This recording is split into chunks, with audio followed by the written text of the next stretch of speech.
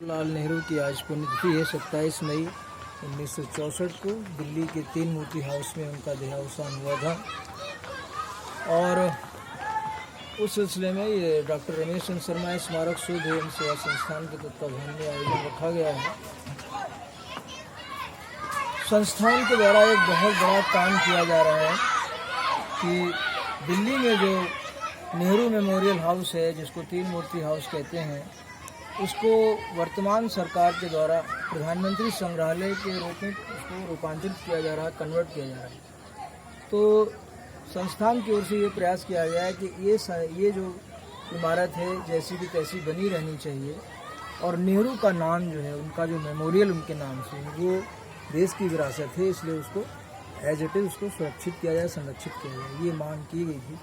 और उसके लिए दिल्ली में 27 मई 2019 को प्रदर्शन भी किया गया था जंतर मंतर में।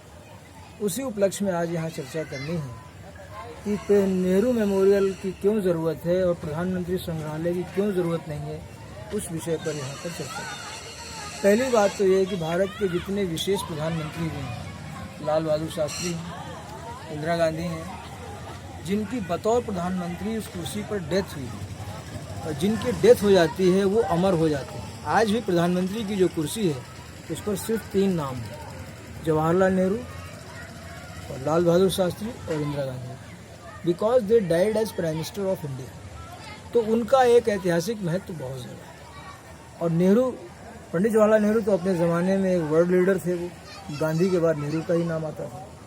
तो पहली बात तो ये नेहरू मेमोरियल इसलिए इम्पोर्टेंट है। दूसरे, लाल बहादुर शास्त्री का मेमोरियल पहले से है, इंदिरा जी का मेमोरियल पहले से स्थापित है।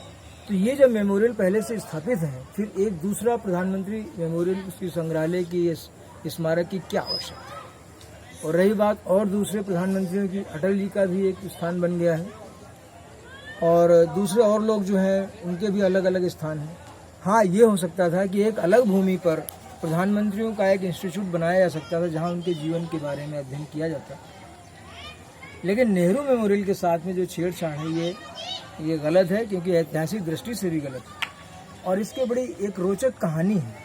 रोचक कहानी यह है कि पंडित जवाहरलाल नेहरू जब भारत के प्रधानमंत्री हुए, वो तो आज़ादी से पहले प्रधानमंत्री हो चुके थे, और उसके लिए उनको यार्क रोड पे एक बंगला मिल गया था जिसमें 4 बेडरूम्स हुआ करते थे। उसके बाद में जब देश आज़ाद हो गया और महात्मा गांधी की हत्या हो गई 30 जनवरी 1948 को, तो सरदार वल्लभ भाई पटेल को बहुत चिंता हुई। तो उन्होंने कहा कि अब तो हम गांधी को तो बचा नहीं सके, और कहीं नेहरू को भी कुछ हो गया तो फिर मेरी ज़िंदगी बेकार हो जाएगी। लेकिन पंडित जवाहरलाल नेहरू अपनी जिद के पक्के थे, किसी की हिम्मत नहीं थी कि उनसे कोई कुछ कहे। उसमें माउंटबेटन, वो गवर्नर जनरल हुआ करते थे भारत के, तो माउंटबेटन से उन्होंने कहा वल्लभ भाई पटेल ने कि ऐसी सी बात है और हम नेहरू की सुरक्षा को लेकर परेशान हैं, तो आप कुछ उपाय कीजिए। तो उन्होंने कहा कि नेहरू से कह दो कि CNC हाउस में चले जाएं। 3 मूर्ति हाउस जिसको आज दिल्ली में कहा जाता है, उसको पहले कमांडर इन चीफ हाउस बोलते थे, CNC हाउस, जो सेना के तीनों विंग का जो हेड होता था वो उसमें रहता था। तो अब ये हुआ कि नेहरू से कहे कौन, तो अंदर अंदर ये फाइल चली, सब बातें हैं। तो सरदार वल्लभ भाई पटेल ने जिम्मेदारी ली कि ठीक है, जैसे तैसे होगा। जब वो फाइल पंडित जवाहरलाल नेहरू के पास पहुंची, उन्होंने देखा उसको, तो उन्होंने कहा कि भैया, तो उनके जो सेक्रेटरी थे उनका कि ये क्या है, बोले ये आपकी सुरक्षा के लिए है, आप मानते हैं नहीं, इसलिए इस व्यवस्था की गई।